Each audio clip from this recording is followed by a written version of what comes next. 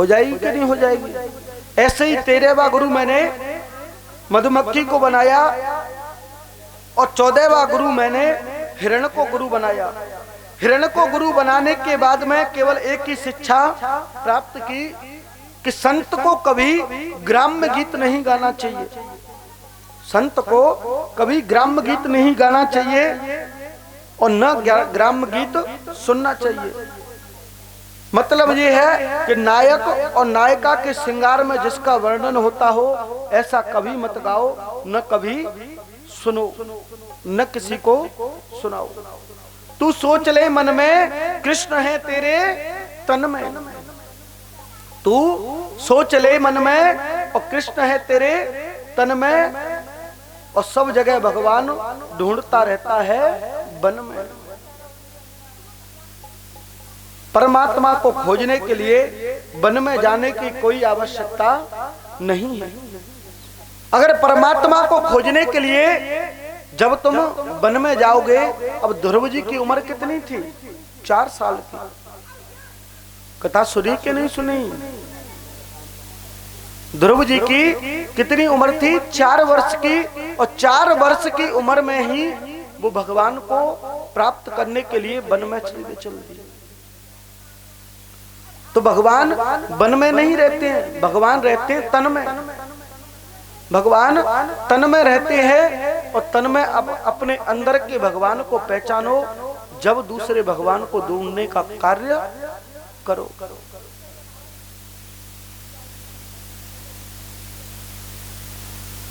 अब सवरे 1-1 रुपया दो, इतने बैठे का है। खूब पंचायत कर रहे हैं ना। टाइम दे दूं तुम्हें पंचायत करवे के लिए? अरे सब बन जाएंगे, तुम्हें काय को दिक्कत ले रहे हैं? सुदामा आ जाएंगे, सब आ जाएंगे, नहीं बनेंगे तो कोई बात नहीं। बिना सुदामा के कथा ना होगी।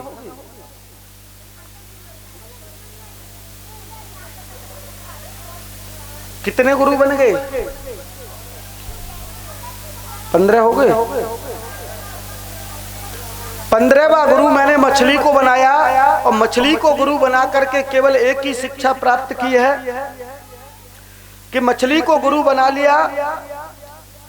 आजकल के जो लोग हैं वो सारी चीजों को खाने में रहते हैं, तो हमारी जो जिब्या है उसको केवल बस में करो, जिब्या को बस में करो।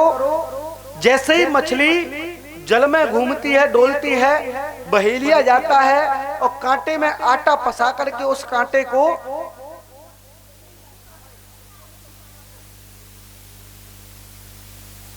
थोड़ी देर की बात है, नहीं तो सोमंद खवा दूंगा मैं, फिर ध्यान रखियो। सवन ने अपने अपने पड़ोसी की कसम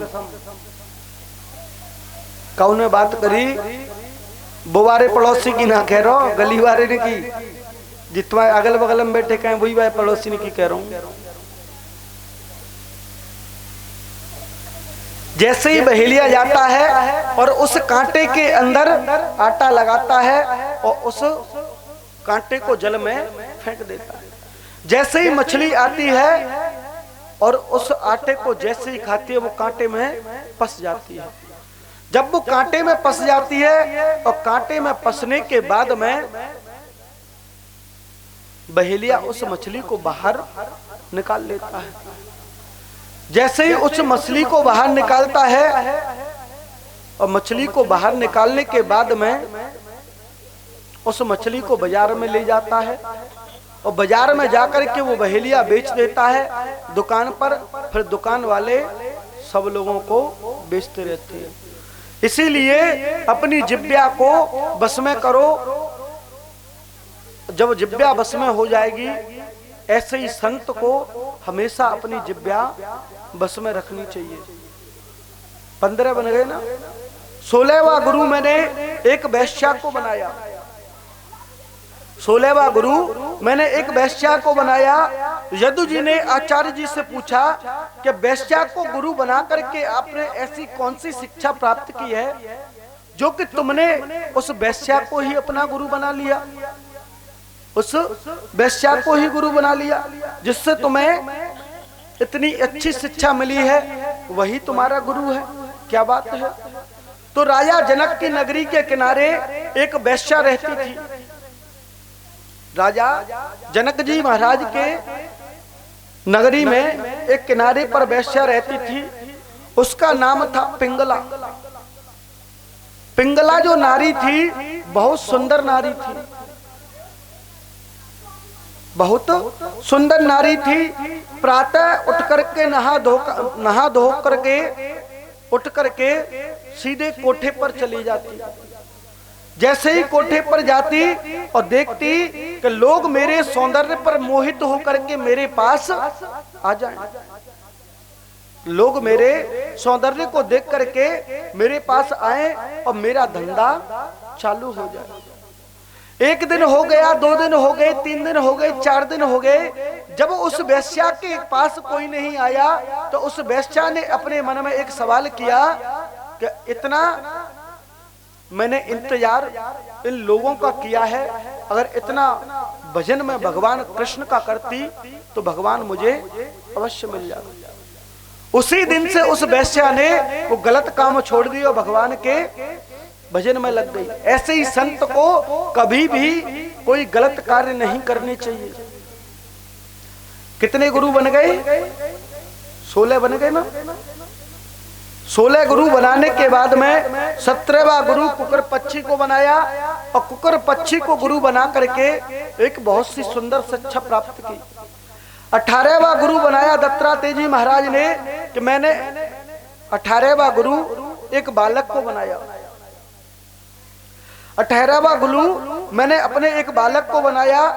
जब बालक होता है अपनी माँ के गर्भ में से निकलता है तो बालक जो है कितना भोला होता है, कितना कोमल होता है। ऐसे ही मैंने बालक को गुरु बनाया और बालक के पिता की मृत्यु हो गई। सभी लोग विलाप करते रहते हैं, रोते रहते हैं और उस बालक को ये तक नहीं पता चलता है कि मेरे घर में कौन मर गया है, मेरे घर में कौन मर गया है। उस बालक को ये तक नहीं पता चलता है। जब वो बड़ा हो जाता है, जब उस बालक को पता चलता है कि मेरे पिता नहीं है। इसीलिए माँ से पूछा कि पिताजी कहाँ हैं? माँ कहती है बेटा पिताजी बाहर गए हैं। आपने बच्चे को थप्पड़ मार दिया तो वो अपने पिता को याद करता है, वो अपने पिता को याद करता है कि आज अगर मेरे पिता होते तो मुझे माँ से बचा लेते, आज मेरे पिता होते तो मुझे माँ से बचा लेते। लेकिन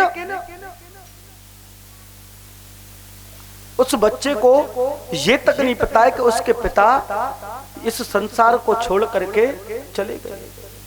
ऐसे ही संत को कभी भी गृहस्थ जीवन बिल्कुल नहीं जीना चाहिए, गृहस्थ जीवन जीना नहीं चाहिए। 19वां गुरु दत्तात्रेय जी बोले मैंने एक महात्मा को बनाया। महात्मा को गुरु बना करके केवल एक सुंदर सी शिक्षा प्राप्त की कि महात्मा को हमेशा एकांत में रहना चाहिए, अलग रहना चाहिए। एक कुटिया में अलग, अपना घर मकान सब कुटिया में रहना चाहिए। कभी भी महात्मा किसी पत्नी के साथ में न रहे, कभी भी महात्मा किसी पत्नी के साथ में न रहे। ये 19वां गुरु मैंने महात्मा को बनाया और महात्मा को गुरु बना करके एक सुंदर सी शिक्षा प्राप्त कर ली। जब सुंदर सी शिक्षा प्राप्त की और 20वां गुरु मैंने सर्प को बनाया। जैसे ही सर्प को गुरु बनाया, सर्प को गुरु बना करके बहुत सुंदर सी शिक्षा प्राप्त की कि संत को अपने लिए कभी आश्रम नहीं बनाना चाहिए, सन्यासी शिष्य नहीं बनना चाहिए। सन्यासी को कभी दूध दही घी ये सारी चीजें नहीं खानी चाहिए। सर्प को गुरु बना करके केवल यही शिक्षा प्राप्त की है। 21वां गुरु मैंने भृंगी कीट को बनाया और भृंगी कीट को बना करके एक सुंदर सी शिक्षा प्राप्त की कि जैसे ही भृंगी कीट को गुरु बनाया और भृंगी कीट होता है जमीन में छेद करते चला जाता है, जमीन में छेद करते चला जाता है और अपना अंदर रहने का स्थान बना लेता है। और जैसे ही रहने का स्थान बनाया और स्थान बनाने के बाद में उसमें वो वास करने लग जाता है। वास करने के बाद में उसके कीटाणुओं से और ज्यादा ही भृंगी कीट